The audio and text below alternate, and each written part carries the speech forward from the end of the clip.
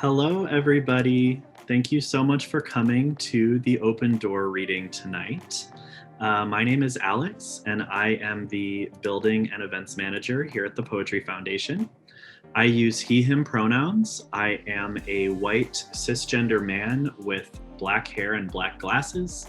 Tonight, I'm wearing a black turtleneck sweater, and I'm sitting in front of a wooden piece of furniture that has a vase of flowers on it, and it's next to a bookshelf in the corner. We would like to begin by recognizing that the Poetry Foundation building is situated on the occupied original homelands of the Council of the Three Fires, the Ojibwe, Potawatomi, and Odawa nations, among other Indigenous nations. Indigenous people continue to live here today, and Chicago is home to one of the largest urban Indigenous communities in the United States. While we are meeting on a virtual platform, it remains crucial that we recognize the stolen resources and land that enable the infrastructures of our connecting tonight. We gather recognizing that some of us are settlers on colonized land, and that this land acknowledgement is one small part of disrupting and dismantling the colonial structures in which we are living. Hi, thank you for joining us tonight. My name is Noah and I am the events assistant at the Poetry Foundation. I am a white trans non-binary person who uses the pronouns they and them. I am wearing a blue and white striped dress and my hair is bleached a silvery lavender. A few technical notes. Today's event is being captioned by VITAC. This is a virtual relaxed space. Feel free to do what you need for your body and mind to be more at peace. If that means eating a snack, hydrating, nursing, lying down, or stepping out to take a break, that's fine.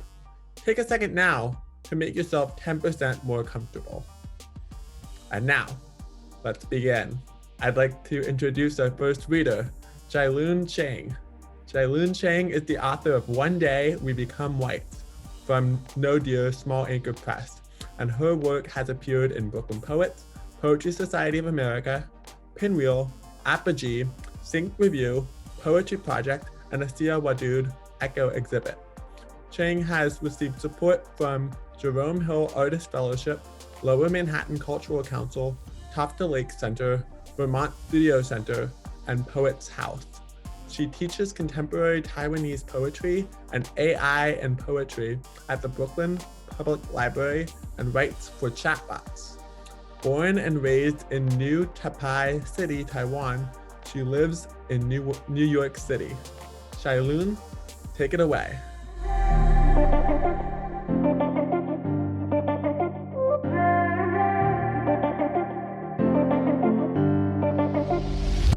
Honored to be here. I'm so excited. So I am a Taiwanese person with dire blonde, undertone pink, and grow black hair. I'm wearing red turtleneck, and I'm in my living room in Brooklyn. I'm gonna read a couple poems today. The first one is called River Mississippi. Collapse. I have climbed 2 mountains for 24 seasons. Make no decision on the dark balcony. Collapse progress. Sing a nagging song.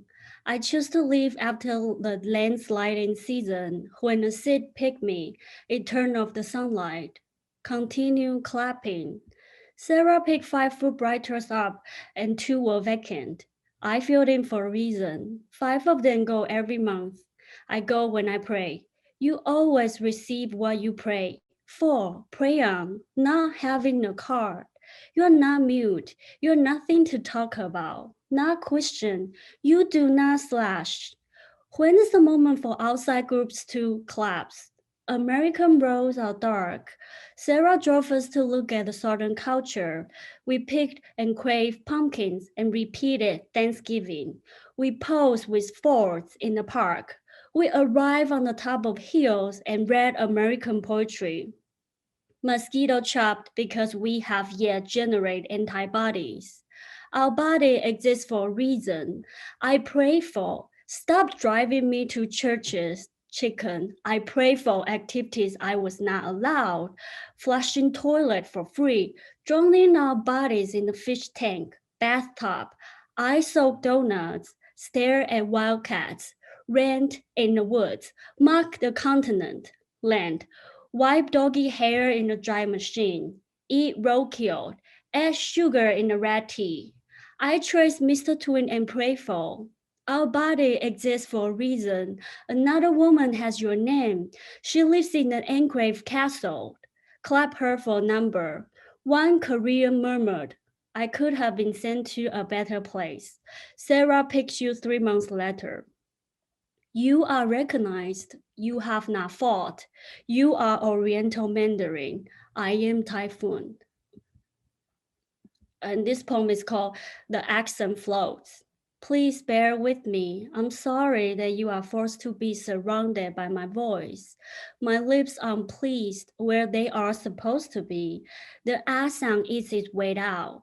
Standing here, I annoy you, drag you, punish you. I'm sorry. I was once your parent who suffered escaping to the Wonderland disorder. Once your uncle-in-law who died alone in an open closet.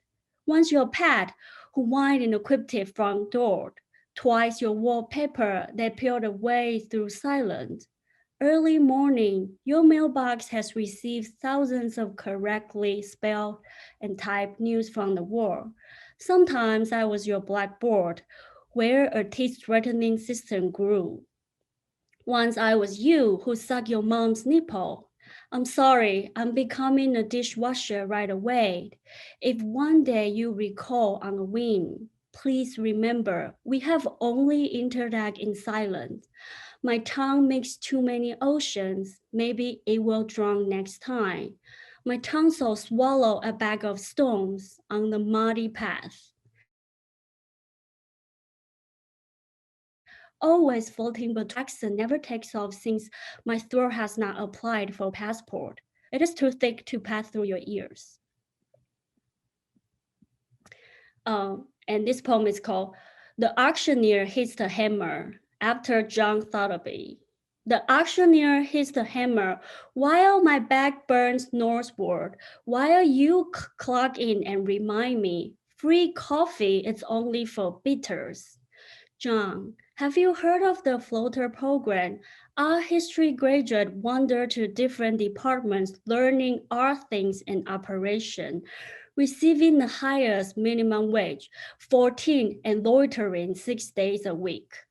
Whether the job description indicate new employees aren't supposed to maintain souls or retain their snack on the desk, the uniform is incidental, only black. Navy is acceptable in case the staff are blind. Dear John, the art handler once shared that he was lonely by eating meals alone at the round table. I too love it. I cry at the gallery because no one cared to visit while the floaters gossip about the new CEO, as he was their freshly dead neighbor. In a history class, I have learned that Black people in America were sold in a slave auction. I saw the bowl that carried them. Your face reflect on the chain. John. I also learned to pronounce your name in ESL classes and always mess you up with Mary. Today, I found none of the artists I know live close to 74th Street. In hopes of winter to pass, they collect summers and preserve in pens. For you, while you focus on Asian and Middle Eastern art, the Chinese faces twist in range and fulfill the lobby.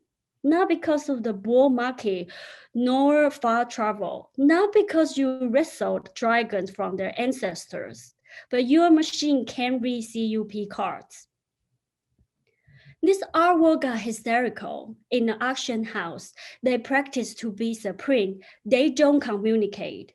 Each talk to itself. It's a competition, waiting for the hammers to hit so they can celebrate this moment to jump off the house. The art gazed at me, John. Will you hire me as your assistant since your spirit is up to sell internally, while you are the nephew of the founder and a book lover who stole from the libraries? For the next office, will you go to Iceland? Landscapes are also fine art for sale. And this poem is called Over Lunch. Over lunch, the managing director visits the office to eat on an occasional pale day from another side of the country. He shares, the new AI technology is like war, yet we don't know what to fight for. I map my question out hypothetically. Here is war zone. I get to pick which side and soldiers are on my team.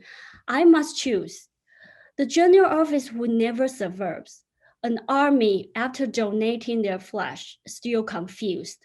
The spy I believe by my real heart, the organ, friends to kill first, second, or to keep. Enemies to let go who come back at dawn. Partners who can't fall asleep at the same time. Which home turns to hell, but humans staying and wearing guns. Which siblings to betrayal, which family member not to rescue, the window gap to hide my last love letter, the toilet water tank to preserve an ID, which hand to cut off, be raped or to be killed, be raped or be raped by the brother, the scientific method to die sooner. I must buy time and ask a second, what am I fighting for? Who started this? Who drafted the statement? What gets to stay? In war, I gamble with numbers, destroy the swallowed dice, repent the outcome, try again and harder, still 0 people alive. In war, I post the sunrise intestinally. In this letter, your clueless earthlings has to shut up. I have been prepared for war since I was born in a bombshell at the edge of the border. The great power are fine for a small population to sacrifice. Yet I must take vigilant efforts to carry dead-hearted and older. Look at me through X-ray. What kind of war hero would I be? Who is trapped in a low-level operator body? You must know, profitable company hire mercenaries who operate AI to feed their family. Lunchtime is never about sharing a can of soda or exporting products, but realizing someone has refused or can't afford commodity will be murdered. Where can substitute an SOS? Each corner, every corner, corners corns to order. Unseen people hide in the corner according to a random agreement. The manager becomes uncomfortable about the map. He requests, this is heavy for my digestion. Why don't we talk about elephants? And I will end with this last poem. Go back to your country, which I will very much wish so. Not a day goes by when I don't dream of my family living in the States and sleeping in my arms. Yet none of them believe in white supremacy. I have always believed in white people, begging for this destiny. Oh, pale man expressed emotion at first sight. Golden heroes save the universe and describe everything as war. Mother with wavy hair and clean gloves. Mental illness wears tattoo and glasses. Ah, angels singing, and they are all white. My sister's chest is in pain. She can't breathe through air. She eats dishes cooked in plastic soy sauce. We have digested too much white trash. Her face is almost like mine, yet I'm whiter. Mother, I yelled dramatically, acting as if I were a character from Hollywood movies, staged in a little town church. I confess by the dim spotlight on my yellow sand peachy face. Sunday will become white. We'll drink milk instead of soybeans. Mayo on chicken and beer will burst out from our breath. They are creamy, rich, and juicy.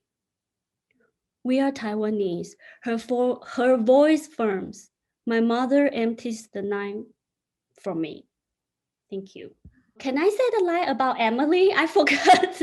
Yeah, so the browser Emily published for me. We are really writing in partner. We are partner in crimes. And last year, because of the COVID, I have missed Emily's birthday and book launch. I'm the worst friend ever. Please still be my friend, Emily. So I'm really glad that I got to celebrate with her today and read with her.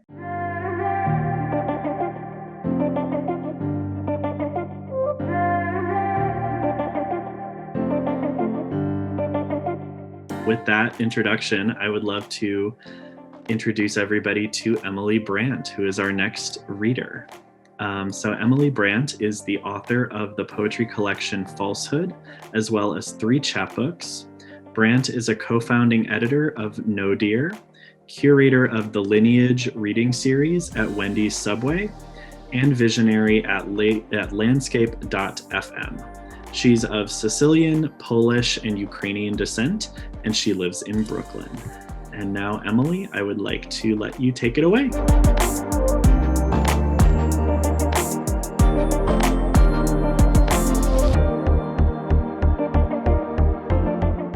Hi, thank you so much for having me, and thank you, Chia-Lun, for inviting me. It's always such a pleasure to hear Chia-Lun read. I'm such a huge fan of her work,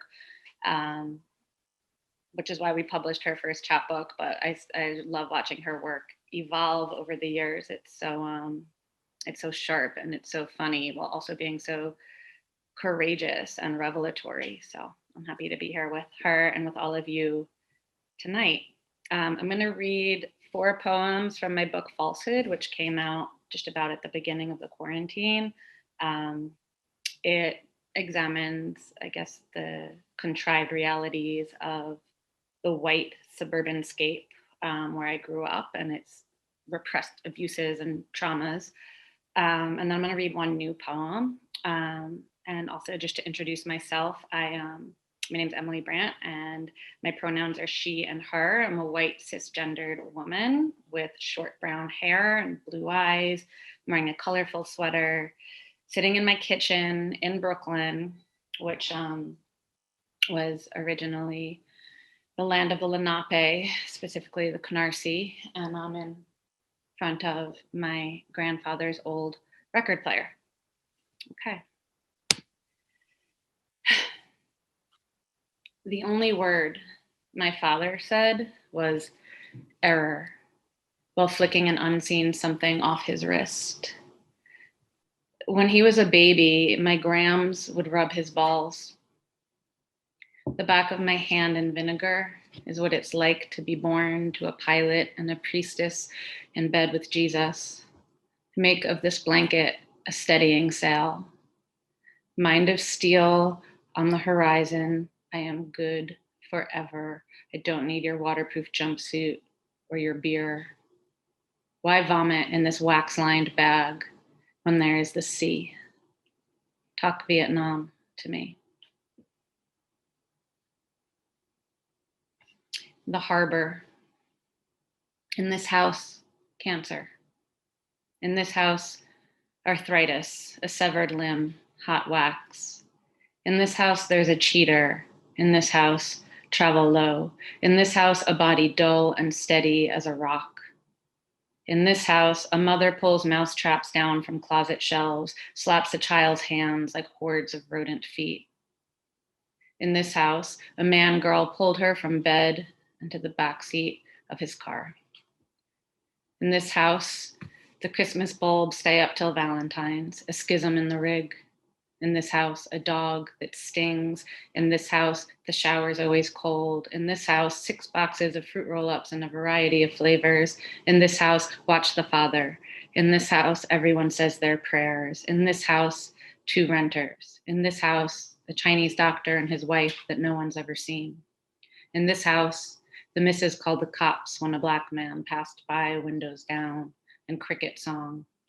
In this house, alabaster teeth and gingham breath.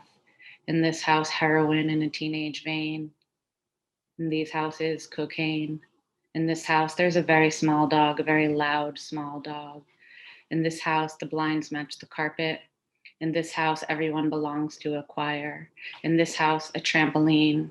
In this house, Jews. In this house, a very tan man eating an orange. In this house, 2 sons are skinny and 1 son is fat. In this house, no children are allowed. In this house, nails the length of spider leaves and platinum hair. In this house, the lights are out on Halloween. In this house, a priest comes for dinner. In this house, a surge of electricity set fire, but everyone survived. In this house, a recluse who sits at her window sometimes will wave. And because Chia-Lun also read a lunchtime poem This one is lunchtime conversation. Put the timer on for 30 minutes and let's talk about something else. The way the keys sound when you press them, but the strings are cut. Pulling a clump of grass from the yard. Don't pull the grass, Dad will yell. I jumped off the top of the station wagon and landed in the present moment. Astrologically, I shouldn't be here. I should be in a different house with a different sign. The old astronomers drew the finest maps that were incorrect at a time when people killed for ideas, which is now. I folded a piece of paper over a comb to make music and it worked. I froze a thread to a cube of ice and it worked. I tried out math tricks and they worked. I shoplifted and my skin worked. I peeled open an orange and the smell came out. I flipped over the handlebars, got strips of red road burn under my breasts and thought I would turn into a boy, and I did. It was easy. Any shirt would hurt because of systemic friction. Like a tattoo coming off over years, every time your skin hits the surface of the pool, there is rubbing. There are replacements for what comes off skin, but not for skin itself, undervalued as the largest organ, despite common knowledge of the fact. Moving the body is one nice thing about life. It's alarming how skin separates you from the organs around you. When I bake bread, the particles all stay in the pan, or so it looks, and so I believe. I simplified an equation and it worked for a while. The first thought is not always best, especially at a time when we are dying for thought. There are different ways of liking football. You who like football are extremely smart. Either way, it's nice to watch bodies move, watch them work, and work ourselves sometimes too. I've tried to like all bodies and failed. I favor the shape of the bruise. Let's go back to talking work. Let's talk the work that keeps the bread inside the pan. Let's talk the work that keeps all those particles in their pan. The sword that severs all. If marriage is an oaken satin tomb, if marriage is a man involved with state, I am swimming naked and the lake is very cold. If the absence of a part necessitates a woman, play fuck, marry, kill, the outcome obvious and false. I slink around inside a wall. I'm captain of the ship. I'm commander. If a part necessitates a male, a genital that shapes precise. If a female shapes female, a signature more persuasive than a stamp. If rough shape can rule multitudes of definition. If I practice perfect your signature, I am now you. If I practice my signature perfect, the law. If a part can enter a body, whose? A genital shaped like an unlike genital, so who? The definition legally established. Undo your uterus and undo your breasts. Each of my breasts was engaged. Each is married. My uterus married, my 2 arms and hamstrings, my fingerprints. Each of your hamstrings is mine now. Your 2 arms and testes, your fingerprints, the state in its wisdom. I'll curl into you each night. There'll be nights I don't. If a signature can break when someone is inside, the permutations of shape made visible, kill this him before he kills me. Marry that him because he probably won't kill me. A sword lies between us. I wish on its stillness to end the shape of our laws. If I do anything but swim, I'm out of line. If naked swimming, will you fuck? If bathing suited, will you marry? Things change shape beneath the water. If swimming out of shape would kill, the laws are fewer in the sea than in this lake. And this final poem I wrote about a month ago after an afternoon of sitting in meditation. The art of waiting. Think of the earth's green seat, a dog making its way through the chlorine, the place where a tooth used to be, and the space between ease and snap. The cellular structure is altered. The walls are always changing shape, and so they are not walls at all. My cells know more than me about making. so many of them already dead and reborn. Are my cells like elephants? Do they bury their dead? Are their memories long? Or like goldfish whose dead rise to the top, while they presumably forget. So they say, so it goes, so what? I say it into being, and so I too create. My cell told me to say so I say. I place this pill of chelated magnesium where the tooth used to be. Ta-da, says my new tooth, and my gums relax around it, the earth's green seat. We have redefined wall today, a metaphor for all our false hope. I splice together my cell and this pill, match them up at the seams. How long have I got to hold these two up before they stand on their own? Thank you.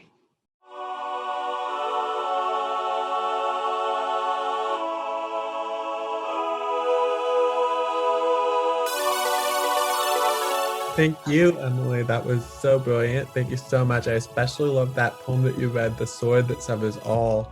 Another round of applause for Chia-Lun and Emily. If you'd like to read more of Emily's poems, you should check out her book, Falsehood, which is available for sale from After Hours Editions, and I'll paste the link in the chat in just a moment. Our next reader is Iman Lauren. Iman Lauren is a queer Scorpio from the west and south side of Chicago.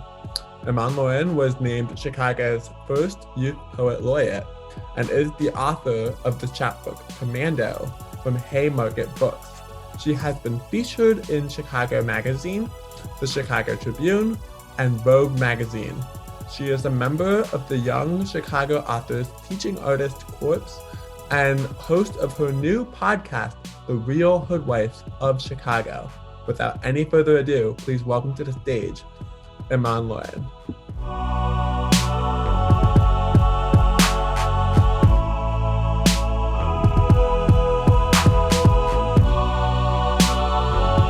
Hi, everybody. Thank you for the introduction.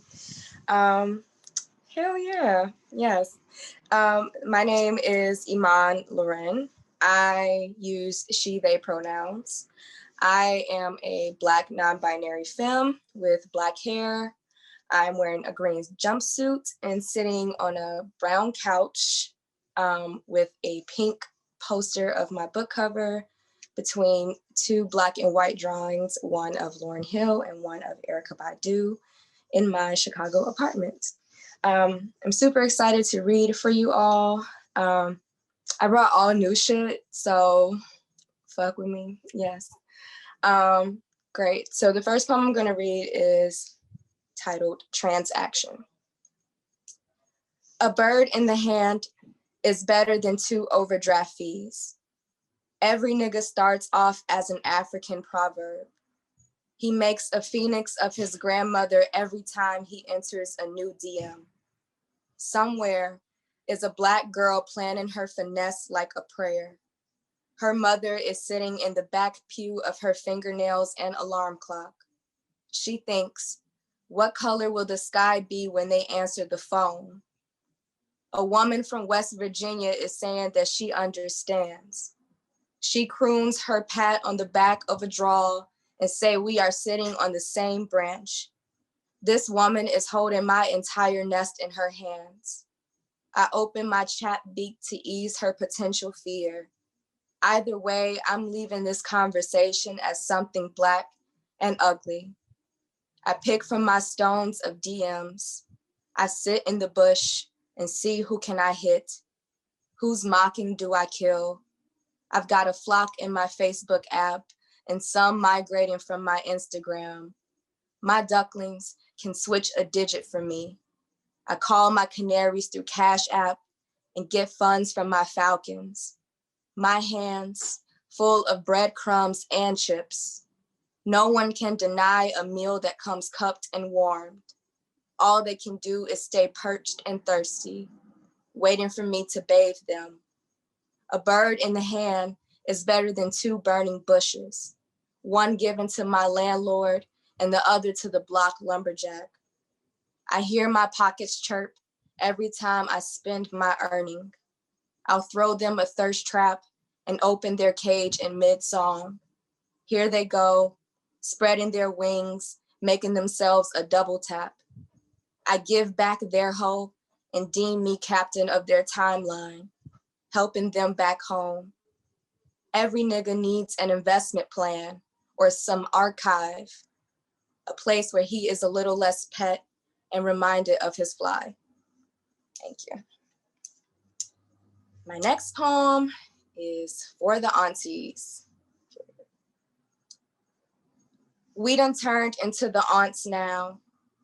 Wigs in plastic and Pepsi by the bed. Vaseline on our elbows and washing our faces. Toning and stroking our necks.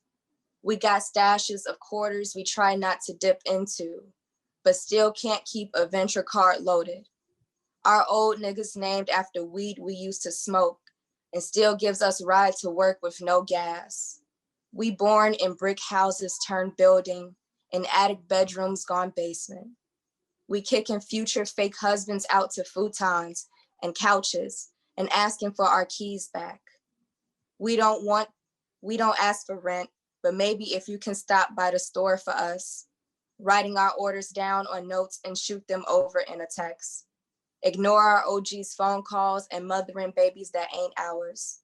Homegirl, a teen mom, baby mama, but she trying to go out tonight. TT got a shift off and ain't really in the mood to be dealing with no man. We tired, got calluses growing on our feet, counting the days when polish would chip away.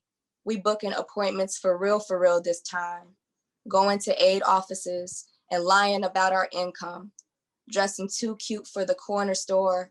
Lashes and lip gloss can make a whole day go by. Someone come to ask us to braid them up, lay hands on them, grease the scalp, get the part straight.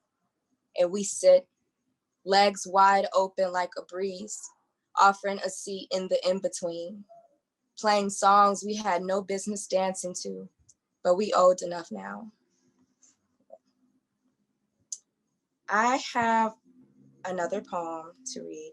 It is my last poem, and I want to read more, but we'll see. Hopefully, maybe, I don't know. Can I get a refill?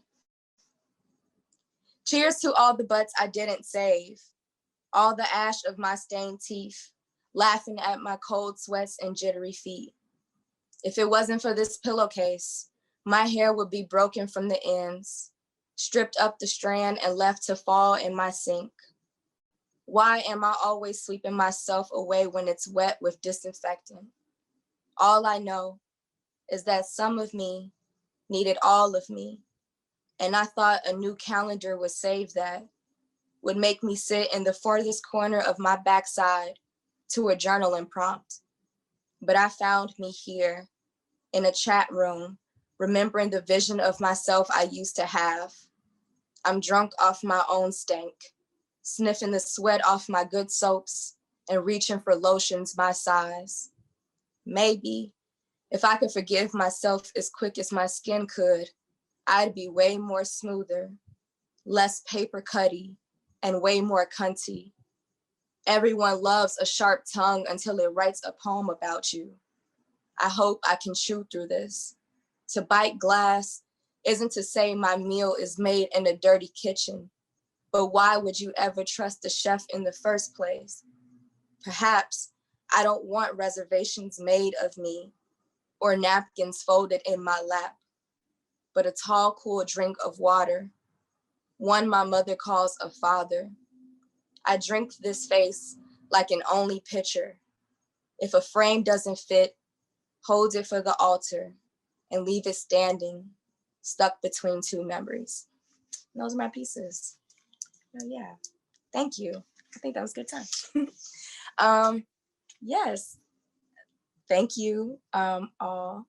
And I would like to say something amazing about the next reader. I believe this is that time. Nilah Foster is an incredible writer and person and continues to inspire me and continues to keep me motivated. And Nilah, I am so very proud of you. You deserve all this greatness coming in your life, and so much more is coming from you. And I'm excited for everyone to hear your poems. And I'm going to turn it over. Peace, everybody.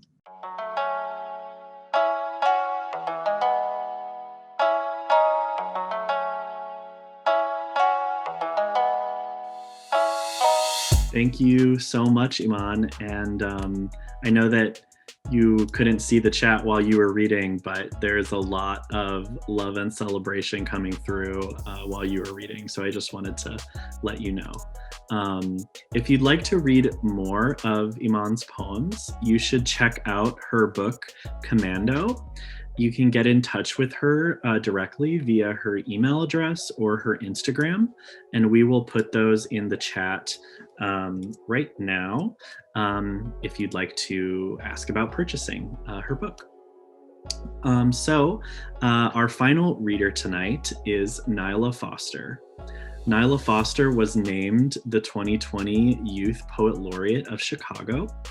They reign from the far south side of Chicago to share their writing, where they interrogate their truths and invite the audience to learn along with them. Their work has seen the lights of Pitchfork Music Festival's stage, Obama Foundation Summit, the AIDS Foundation site, and has existed on many other platforms. Their work is always ready and grateful to be shared, and I am very grateful to be able to let Nilah go ahead and take it away.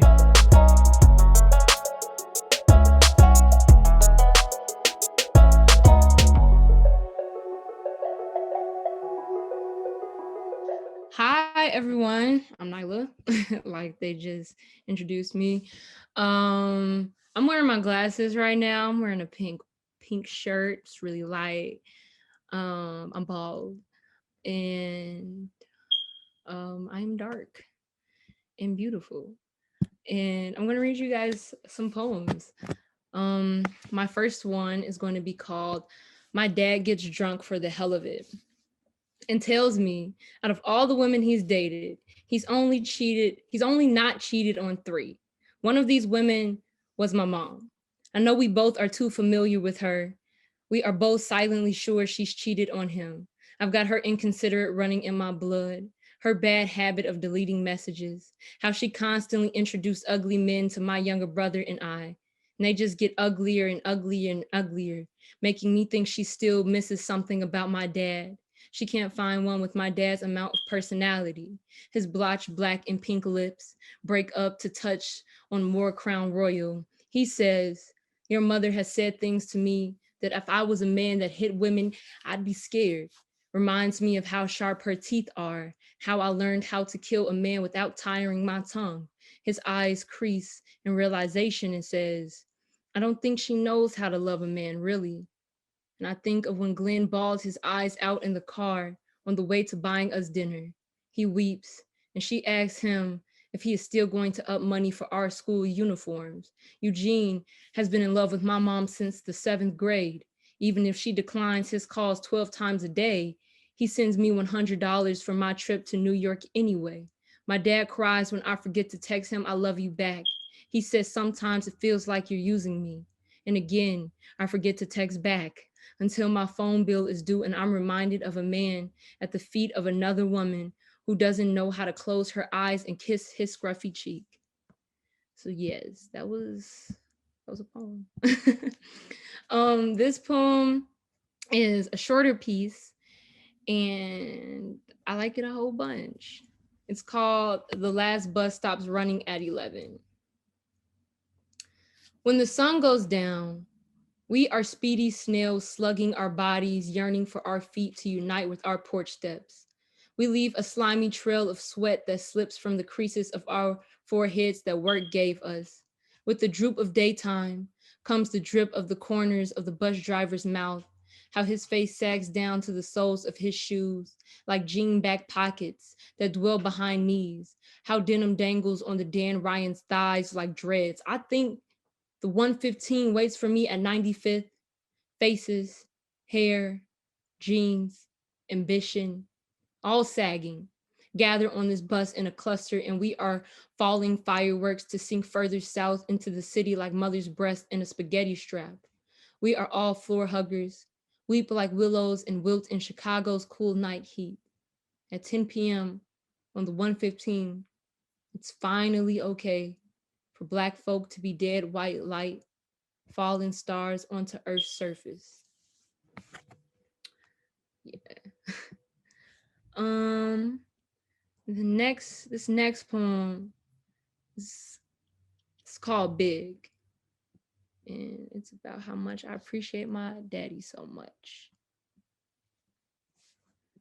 Daddy has always been big, big hands, so big they swallowed mine when we crossed the street. Big enough to hold my whole body and throw it over his big shoulders. He'd play basketball with the 40-plus-year-olds at Grand Crossing Park, playing with skinny 6-footers. His 5'9" self always been big to me, especially when he stopped running and his belly grew into something he'd always introduced as something he's working on. Big men always working on somebody's something. If he isn't, he's letting out big snores from remodeling kitchens or bathrooms. If he isn't, he's letting off big steam by swinging the club and unearthing a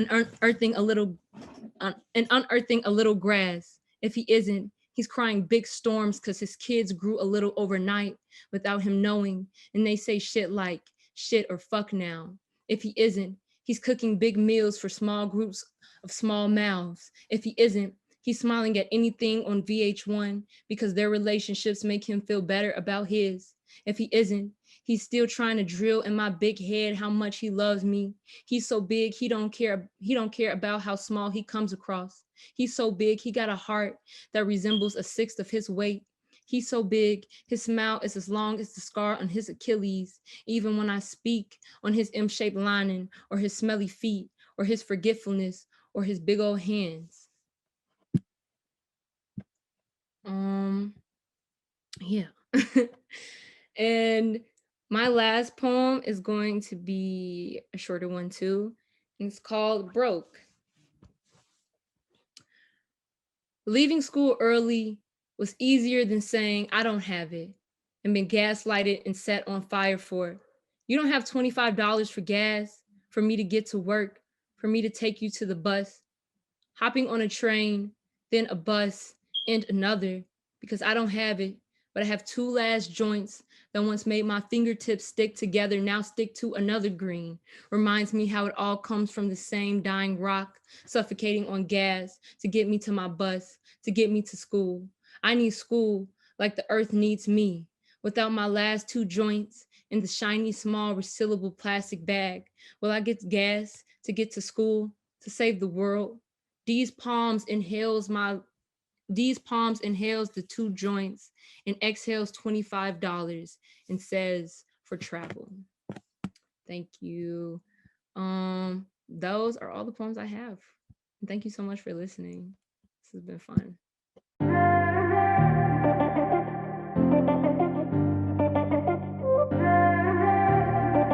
Thank you so much, Nilah. And thank you to all 4 of our readers from tonight. Chia-Lun Chang, Emily Brandt, Iman Loren, and Nilah Foster. Let's all take another moment to give some virtual claps and virtual snaps to them. Thank you so much for being here. This is our first Poetry Foundation reading of the year. So it's a big night. You are all so generous, and your work is illuminating in this time of so much shadow. So thank you for creating all that you create. Some recent books from tonight's poets are available for purchase, and we will share the links in the chat one more time so you can support your local poets. I want to thank our captioner once again for providing captioning service for tonight's reading. And a big thank you to all of you for watching.